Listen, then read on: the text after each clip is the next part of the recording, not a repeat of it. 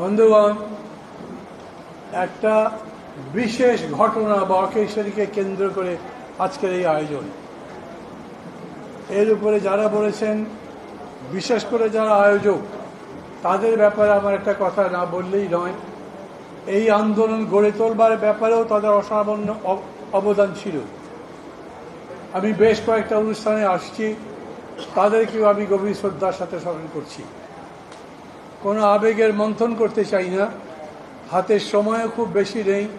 সেই জন্যে আমি একেবারেই বাস্তব অবস্থার বাস্তব বিশ্লেষণ কিছু আপনাদের কাছে বলবো, আর যতখানি পারবো ততখানি পরবর্তী করণীয় সম্পর্কে দু একটা কথা বলবো।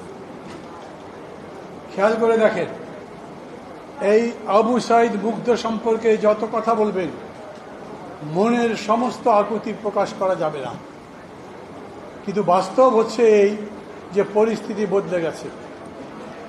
এখন এখানে ফ্যাসিবাদ নাই, এখন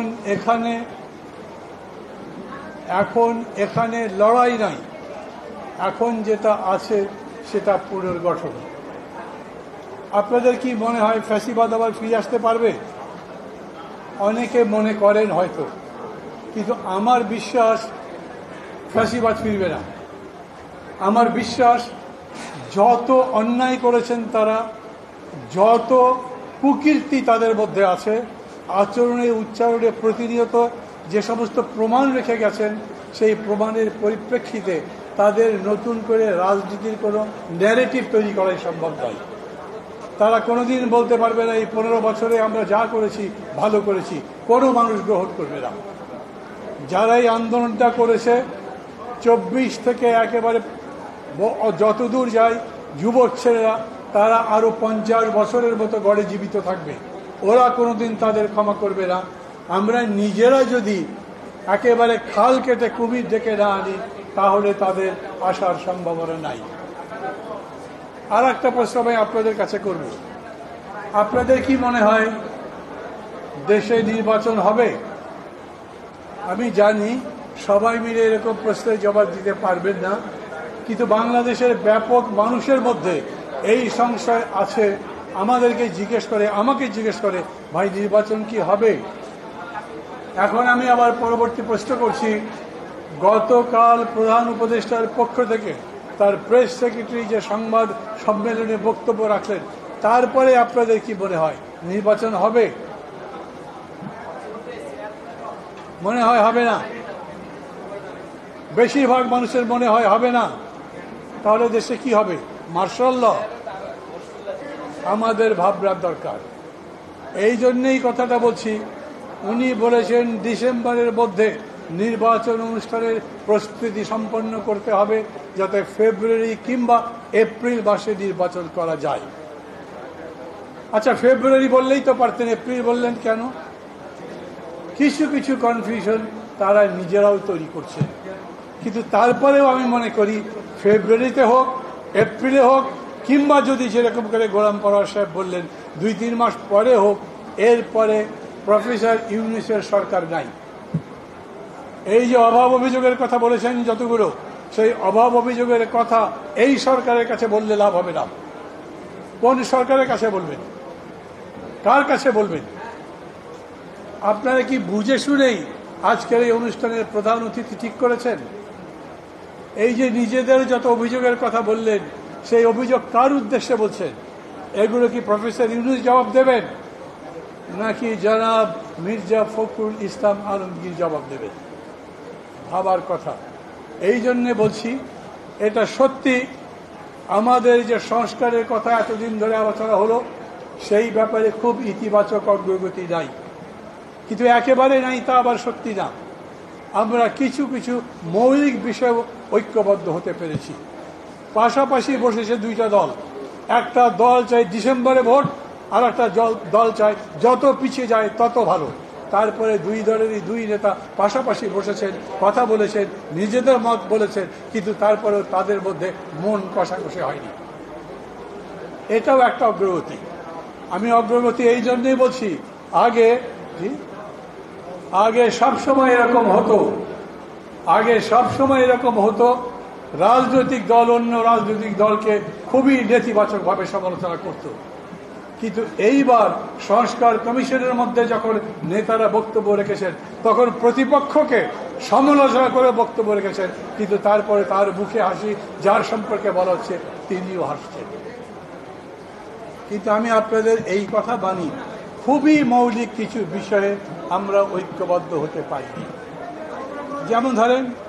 যেমন ধরেন প্রধানমন্ত্রীর ক্ষমতার ব্যাপারে তিনি কি সাংবিধানিক প্রতিষ্ঠানগুলোর কিংবা সংবিধিবদ্ধ প্রতিষ্ঠানগুলোর কর্মকর্তাদের নিয়োগ দিতে পারবেন? কারণ অনেকে মনে করেন ওই জায়গায় যদি তিনি নিয়োগ দিতে পারেন তাহলে ওই কর্তা ব্যক্তিরা তার কথা মতো চলবে। অতএব তারা এইটা চেয়েছেন, কেউ কেউ চায়নি।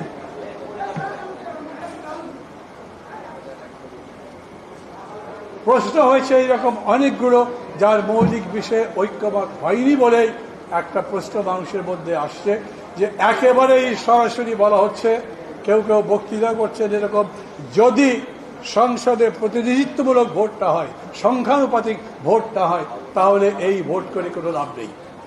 যদি পুলিশ ঠিক না হয় তাহলে সেই ভোটের কোনো মানে নাই। এই এতগুলো কথার পরেও আমি বলি, তাহলে কি দাঁড়াবে? সংস্কার কমিশন যে বৈঠক করছে সেটা কোথায় গিয়ে শেষ হবে? প্রফেসর ইউনূস বলছেন, যতদূর ঐক্য হয়েছে ততদূর পর্যন্ত নিয়ে আমি ঐক্য করব, বাকিগুলো ভবিষ্যতের জন্য ছেড়ে দেব।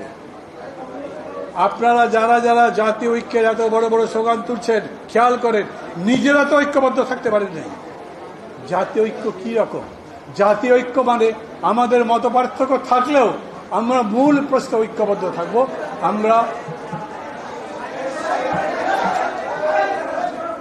আমরা সংসদ নির্বাচন করতে চাই। কেন? নির্বাচন যদি সংসদের না হয় তাহলে দেশে একটা অন্ধকারের শক্তি আবার ক্ষমতায় আসবে। অতএব আমাদের সর্বাত্মকভাবে চেষ্টা করতে হবে যাতে নির্বাচন হয়। একটা নির্বাচন হবে, আমি মনে করি নির্বাচন একটা হবে, সবাইকেই করতে হবে। যারা মনে করছেন যে এইভাবে নির্বাচন করা যাবে না, তারাও দেখবেন এইভাবে যদি নির্বাচন না করি তাহলে যেই অবস্থা আসবে, যেই ভাব তৈরি হবে, সেই ভাবের মধ্যে রাজনীতি করতে পারবেন না। এই কারণে সবাই যুক্তির কাছে আসতে হবে। গণতন্ত্র মানে খালি মেজরিটি মাইনরিটি না, গণতন্ত্র মানে সঠিকতা বেঠিকতা, গণতন্ত্র মানে সত্য মিথ্যা, গণতন্ত্র মানে ভুল নির্ভুল এবং তার বিপরীতে সঠিক একটা পথ বার করা। সেই চেষ্টা আমরা সবাই মিলে করছি।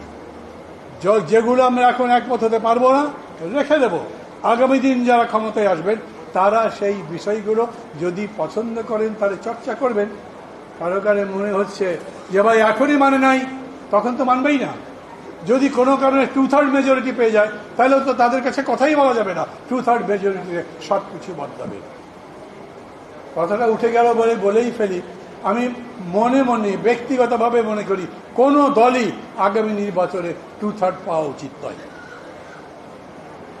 আমি জানি এখানে যারা আছেন তাদের অনেকে হয়তো একটা দলের ভক্ত, কিন্তু কোনো দলের ভক্ত হওয়ার কাজ তো এখন নয়। এখন কাজ গণতন্ত্রের পক্ষে যাওয়া, গণতন্ত্র যাতে সত্যিকার সঠিক ভিত্তি পায়, না হলে আবারও দেশে অন্ধকারের শক্তি আসবে।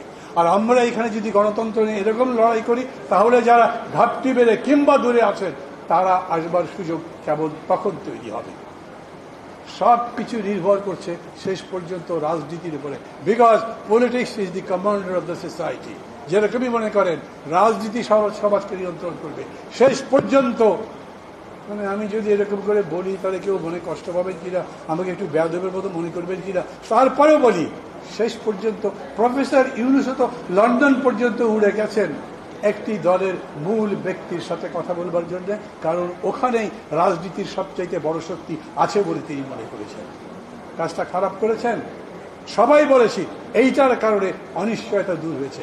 আমি আজও একই কথা বলি, দেশের সব অনিশ্চয়তা দূর করে নির্বাচন করতে পারার মধ্যেই এই জুলাই অভ্যুত্থানের সার্থকতা নির্ভর করে।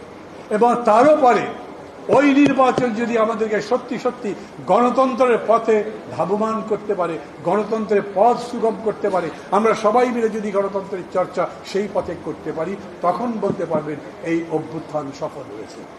আমি কথা আর বাড়াবো না, যতক্ষণ পর্যন্ত শুনেছেন কাউকে আঘাত করবার জন্য আমি বলিনি, আমি হয়তো এরকম বলতে পারতাম, ফখরুল ভাই 200 আসরেই নমিনেশন দেন, আর দেওয়ার দরকার নেই। এখন পরিস্থিতি এরকম, রাশিয়ার পতনের পর আমেরিকা একক শক্তি হয়ে গেল না, আওয়ামী লীগের পলায়নের পর বিএনপি তো একক শক্তি না, আরও আছেন।